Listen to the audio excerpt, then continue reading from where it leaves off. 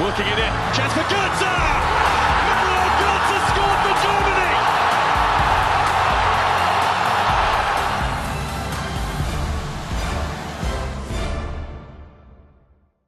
Football World Cup is back, and after a rather eventful World Cup in Brazil 4 years ago, can Germany defend their title with a very different squad?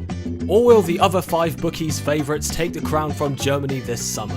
And now that that's over with, hello everyone, this is just going to be a casual conversation on the World Cup group stages and which teams I think are going to make it through to the knockout stages and who aren't. So let's start with Group A, which consists of Russia, Egypt, Uruguay and Saudi Arabia. So Russia, tournament hosts, aging centre-backs, lack of game time due to no qualifiers, could be a bit rusty. Their oldest centre-back is 38. That is insane, but they've got a few recognisable players here and there. Igor Akinfev, of course. Akinfev, tell me how you folks in Motherland pronounce it, please. Really good goalkeeper, saved a penalty last World Cup, so he could be crucial for Russia this World Cup. Alexander Gomolov looks like a very promising young player, 21 years old, scored 9, assisted 8 in his recent season at Moscow. Dzyuba, 22 appearances for Russia, 11 goals, so he could be a good option for them as well. So they look like some of the key players. I think they'll put on a strong show, given that they're the hosts, of course. I expect them to come in either second or third. It will be challenging second spot there in that group, I think. Next is Egypt, African team. Had a pretty good qualifying campaign, I believe. I don't have their exact stats, but I think they did really well. A few recognisable players, Ahmed Hegazi of West Brom. Then there's Mohamed Salah. I mean, what else can you say about him? 32 goals, he's broken a record in the Premier League, set by Alan Shearer, then Ronaldo and Suarez, matched to 31. Absolutely sensational. 14 assists as well. He's got like 40 something in all competitions.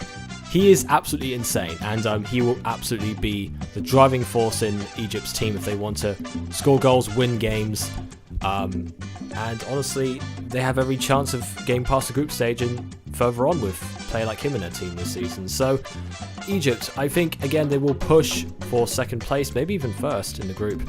I'm going to predict them to finish second above Russia. I just think they're also known to be quite defensive, I've heard, so it could earn them a shutout or two. I'm definitely going for Egypt's second place in the group. Uruguay came second in the South America qualifiers, behind Brazil. 32 goals scored, only 20 conceded, not bad. They have quite a few notable players in their squad, such as the lethal partnership of Luis Suarez and Edinson Cavani. Not to mention the centre-backs for Atletico Madrid, Diego Godin and Jose Maria Gimenez. They also have a young promising talent, Rodrigo Bentancur, who's made quite a few appearances for Juventus in the league, of course winning the Serie A title with them. At only 20 years old, he's made a few starts and he's already signed to come over to his own in midfield. And even their goalkeeper's not a bad choice. I can't remember his name, but he's made about 32 appearances for Galatasaray and he's kept a few clean sheets. Have to check again to be sure. But yeah, Uruguay look to have a strong squad and probably look to be the group favourites. I'm definitely looking to have at least one Uruguayan player going to the group stages this competition. Whether it be a defender or a striker, you can make the choice of which you think are going to reap the rewards. Though I wouldn't recommend going with Cavani and Suarez, as I think there are plenty of other good options that deserve to be on your team for good cover. And lastly, Saudi Arabia. Now, admittedly, I don't know much about Saudi Arabia, or I don't watch their football leagues, so I'm sorry to you, Saudi fans. Don't know much about you. I do know from experience, though, not from experience, but I can tell you from my family's experience that Saudi Arabia is quite a somewhat harsh climate with some deserts, sandstorms. It's quite hot there, the climate. So that's pretty much all I know. There's going to be a few teams in this World Cup that I won't know very well, so you never know. They could be dark horse. It could shock us. You never know. But Saudi Arabia, I do think they're going to finish fourth, mostly by process of elimination. In all, I'm predicting for Group A to finish Uruguay top, Egypt second, Russia third, and Saudi Arabia fourth. Group B is a bit more competitive, consisting of Portugal, Spain, Iran, and Morocco. Euro 2016 European Championship winners Portugal have a bit of an aging squad here and there. First team players in the final including Bruno Alves at 36, Cristiano Ronaldo at 33, Yes, I know I listed Ronaldo as aging, but just hear me out. CR7 is still at the top of his game, there's no denying that. In 2 weeks' time he could have won the Champions League by now, somewhat redeeming a rather underwhelming season for Real Madrid. However, carrying a team on his shoulders at times, can he replicate that same form he had at the European Championships? And can Portugal's defensive mentality and independence without Ronaldo still continue at this World Cup? And Jose Fonte at 34, I believe? And they don't have too many established options in centre-back to cover for them. To make up for this, they do have plenty of options in all other positions that are younger. Rui Patricio and Anthony Lopez at goalkeeper. At right backs they have Cancelo, Suarez and Maxi Pereira. At left back, Guerreiro and Mario Rui. And in centre mid they have plenty of options such as William Carvalho, João Moutinho, João Mario, Andre Gomes, Gelson Martins and Andre Silva up front as well. They finished their qualifying campaign strongly, taking 27 points out of possible 30, with their only defeat coming away to Switzerland right after their European Championship win. Close call, but I think I am going to go Portugal second. Reason being depending on Ronaldo's form, and the following team I'm about to talk about right this second.